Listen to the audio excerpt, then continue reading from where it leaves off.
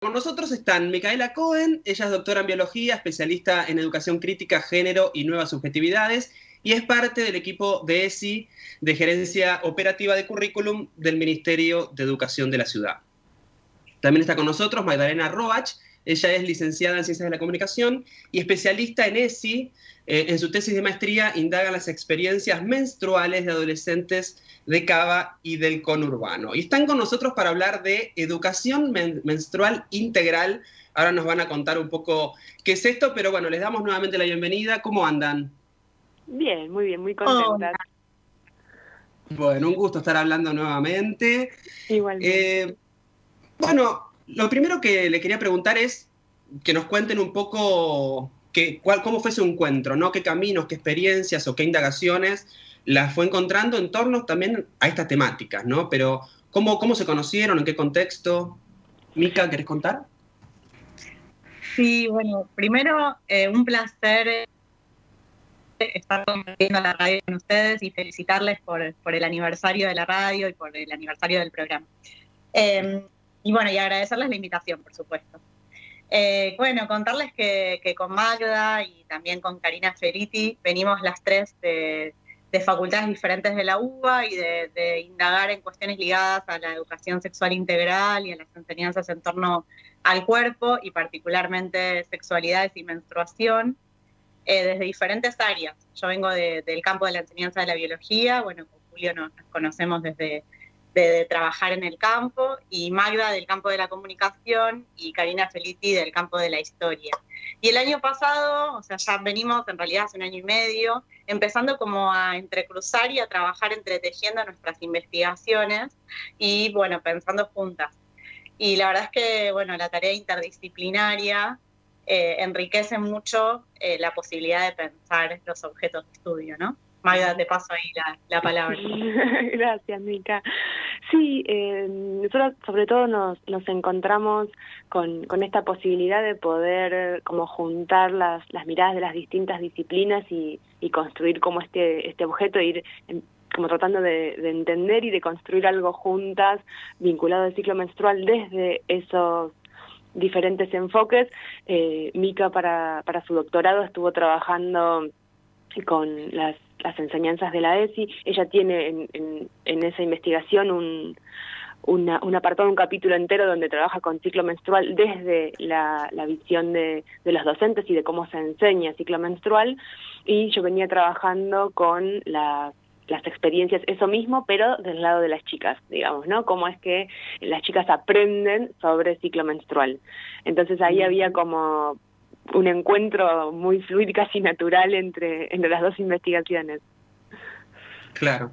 Ahora, Magda, contanos un poco, ¿en qué consiste tu investigación o con qué población trabajaste? ¿Algunos resultados que fuiste encontrando? Sí, yo trabajé como decías vos, con experiencias menstruales adolescentes. Yo para la investigación, bueno, tuve que hacer por supuesto un recorte.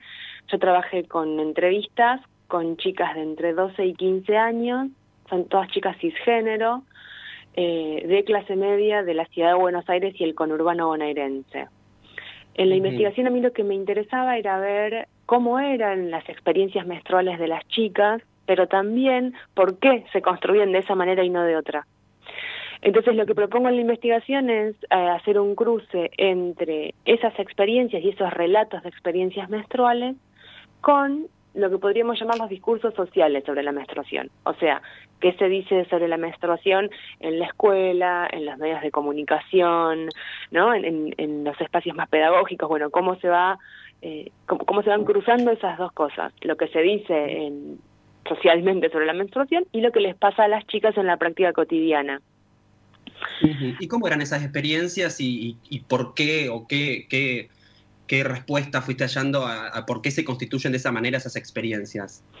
Bueno, nosotros lo que me pasaba con estas experiencias era que aparecía, por ejemplo, por un lado, en los discursos escolares sobre la menstruación, un abordaje del ciclo casi exclusivamente hecho desde la perspectiva de la biomedicina, ¿no?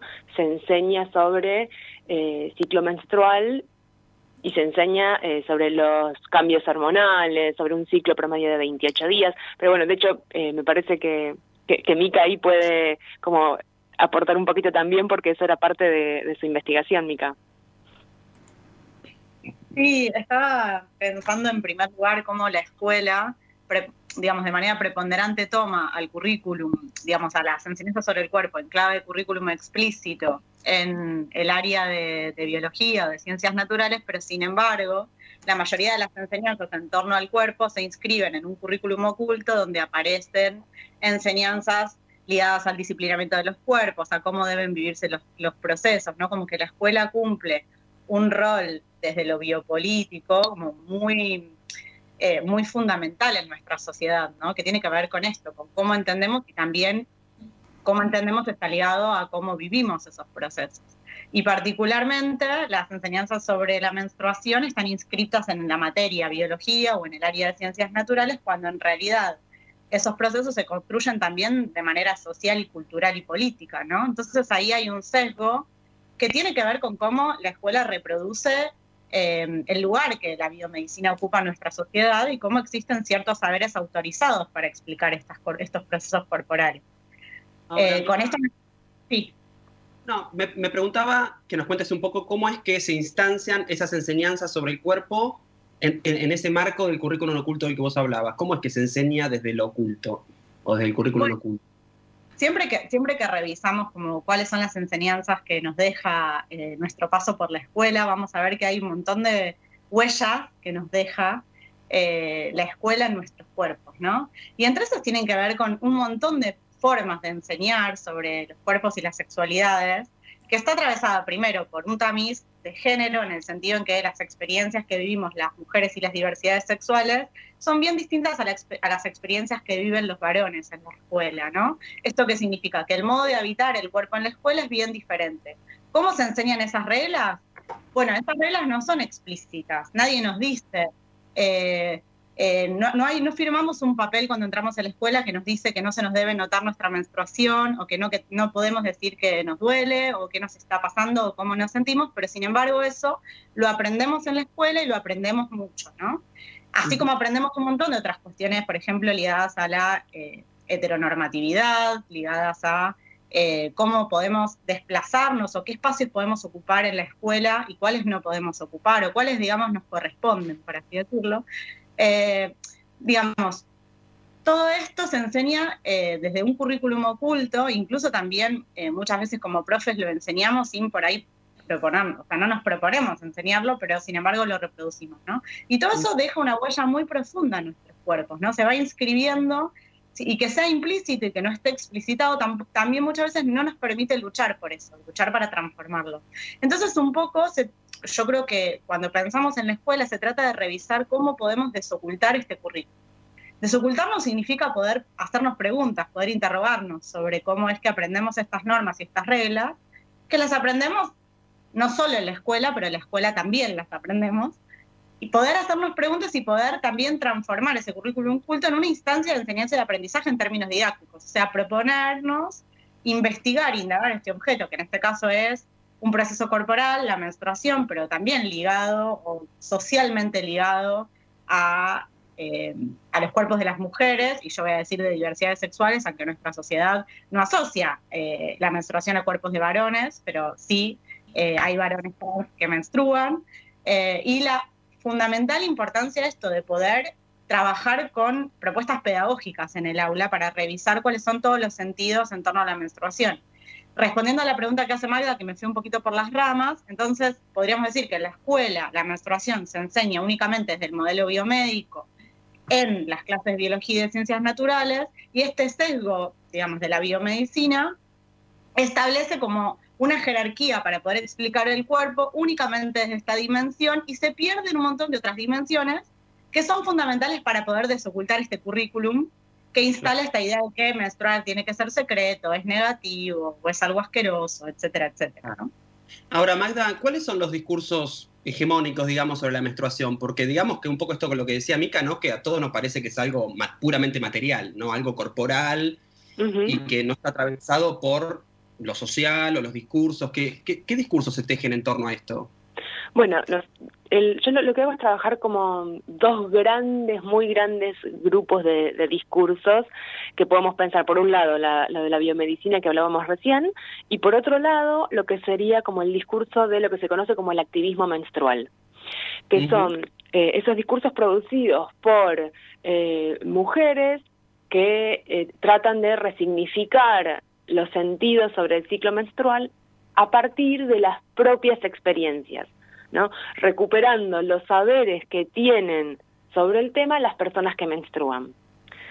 Porque si consideramos que las personas aprendemos cosas en la vida cotidiana y que ese conocimiento es válido, entonces, si volvemos al caso de la escuela, esas personas que menstruan, que están en la escuela, tienen un tipo de saber sobre el ciclo que no siempre se repone, más bien casi nunca se repone como forma en las clases. Mira, en las entrevistas a mí me pasaba algo muy interesante, que yo les preguntaba a las chicas si ellas consideraban que menstruar tenía algo de positivo. Todas las veces la primera respuesta fue que no. Pero más adelante, cuando yo volvía sobre ese mismo tema, pero preguntándolo de otra manera, y les preguntaba si ellas habían aprendido algo a partir de iniciarse en la ciclicidad, de empezar a menstruar, ahí aparecían cosas repotentes. Si me permitís, yo tengo algunos ejemplitos, pedacitos de entrevistas muy cortitos. Por ejemplo, una de las chicas me decía, con la menstruación me empecé a conocer mejor yo misma. Otra, Tutu, que tiene 14 años, me dice, siento que me siento mejor, que me entiendo mejor, que ya sé cómo funciono. Otra cosa es que empecé a tener más confianza con mi mamá. Y Cami, de 13 años, me dice, siento que con mis amigas estamos más aviondas, y después me cuenta, en la escuela nos tomaron pruebas sobre este tema. Me acuerdo que escribí un párrafo así de largo, me expresé un montón. Cuando lo vimos en 7º grado, con mis amigas, sentíamos que sabíamos un montón porque teníamos nuestra propia experiencia. Entonces, digo, ¿qué pasaría si esos saberes que tienen las chicas empiezan a ser recuperados como parte de la formación y de la educación menstrual?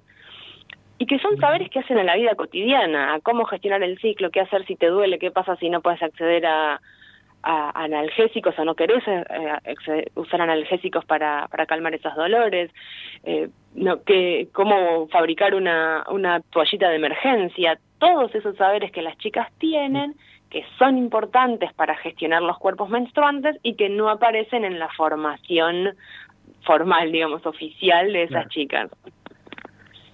Bueno, seguimos la entrevista con Micaela Cohen y Magdalena Roach. Estamos hablando de educación menstrual integral.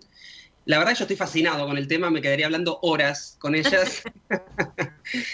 Me parece que aporta un montonazo, porque también pienso cómo las chicas están hablando mucho del tema de la propia experiencia, una experiencia que también es social, que es cultural, y pensaba cómo a veces la ciencia o la enseñanza de las ciencias, o la epistemología en torno a la ciencia, deja poco margen a la propia experiencia en relación a eso, ¿no? Muchas veces el conocimiento es algo como externo, que uno incorpora, sobre todo pensando en las prácticas más tradicionales, ¿no? Me preguntaba, Dani. Sí, Julio, además aportar, ¿no? Por aquí meto un bocadillo, que esta conversa que estamos teniendo con Micaela y con Magdalena también nos habilita algo que recién compartían las chicas, que tiene que ver con la pregunta, ¿no? Con esto de preguntarnos para desocultar ese diseño que está ahí oculto, estos discursos que están instalados en las escuelas, y entonces me parece interesantísimo para habilitar esa pregunta, ¿no? Y algunas impresiones, o por lo menos algunas expresiones, para mejor decir, cuando empezar a hablar de cuerpos menstruantes, ¿no? Que me parece súper potente esas concepciones, conceptos, ideas que nos empiezan a despertar, así que está buenísimo. Sí, tomando un poco esto que decía Dani, ¿no? Cuerpos menstruantes. Mica, Magda hablaba de mujeres cis, vos hablaste de varones trans que menstruan. Contanos un poquito sobre eso. Bueno, en primer lugar, como estamos tratando de transformar la idea de que la materialidad del cuerpo tiene que correlacionar con un tipo de identidad o con una vivencia o con una manera de vivir nuestra sexualidad, ¿no? Entonces, se trata de pensar que un cuerpo con útero o un cuerpo con vulva o un cuerpo con pene no necesariamente tiene que sentirse varón o sentirse mujer o gustar de un varón, de una mujer, de una lesbiana, de un gay, de un trans o de una trans, sino que digamos que las experiencias no están ligadas, o sea, no hay una relación directa entre la materialidad del cuerpo y la identidad sexual. Entonces, desarmar esa ecuación, por así decirla, es muy fundamental también y por supuesto en las clases de biología. Esto significa que es súper interesante e importante entender, escuchar nuestros úteros, nuestros cuerpos, pero que no necesariamente hay que leerlos en clave de este patrón cisgénero y heteronormativo, ¿no?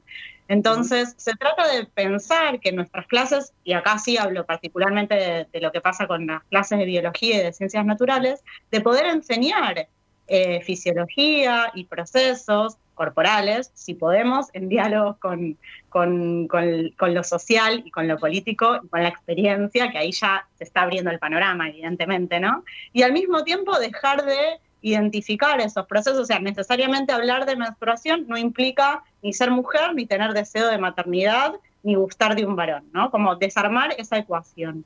Y desarmar esa ecuación es realmente muy potente, porque eso lo que hace es que nosotros estamos dialogando, no estamos hablando de un cuerpo modélico, de un cuerpo ideal, sino que estamos hablando de nuestros cuerpos. De los cuerpos de los pibes y pibas y de los pibes que están en la escuela y de nuestros cuerpos, de los cuerpos de los profes también, de quienes estamos enseñando, que también son cuerpos menstruantes, ¿no? Muchas veces. Entonces, se trata de empezar a hablar de estos cuerpos en plural, que no responden a este modelo. Digamos, la biología típicamente, como cualquier ciencia, tiende como a generar síntesis de información y a proponer modelos. No significa que no haya que enseñarlos, podemos enseñarlos, nos pueden servir para pensar estos modelos, pero hay que enseñarlos como tales, como incompletos, no nos permiten comprender del todo nuestra experiencia. Entonces, bueno, es fundamental poder preguntarnos por qué nuestra sociedad vincula a la menstruación únicamente con el ser mujer, o por qué necesitamos generar esa asociación, y necesariamente empezar a desandar esto que es lo binario, que todo el tiempo estamos pensando en clave dicotómica, ¿no? Y eso en las clases de biología y de ciencias naturales es como muy fuerte, y desarmar eso no tiene que ver únicamente con el contenido de menstruación, sino que va un poco más allá y tiene que ver con cómo pensamos la ciencia, con cómo pensamos la corporalidad y a qué sistema responde también entender así el cuerpo de manera binaria, ¿no? Como que es un proceso complejo, pero que realmente, y ahí sí me meto con la perspectiva, con el enfoque que nos propone la educación sexual integral, es muy potente salirnos de ahí, es muy potente para dialogar con nuestros estudiantes, para construir un saber que realmente después nos permite que podamos pensar la vida cotidiana, los vínculos, ¿no? Magda.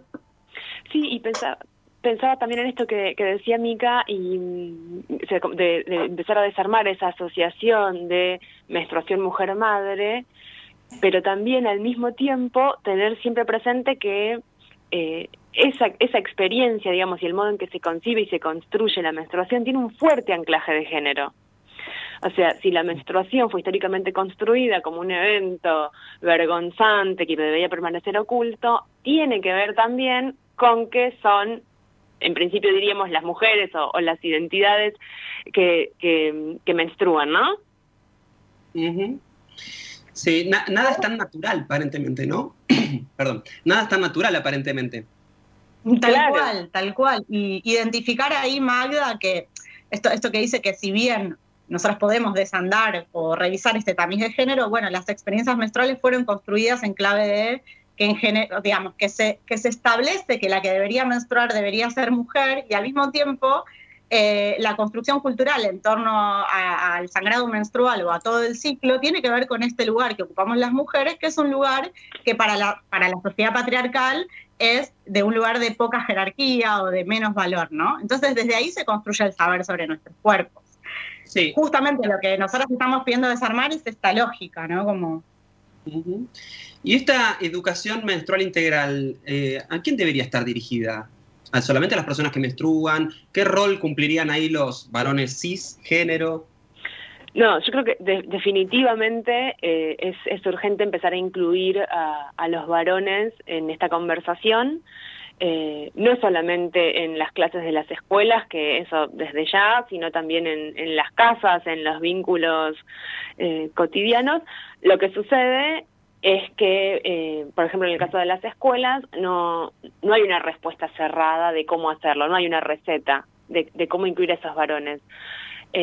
Hay que verlo después al interior de cada grupo, porque siempre puede pasar que las chicas prefieran tener un espacio para sí, digamos, para poder hablar del tema solo entre personas que menstruan y no con otras personas, ¿no? Entonces hay que empezar a ver cómo gestionar después ese momento y esa instancia, pero definitivamente tiene que ser una conversación abierta.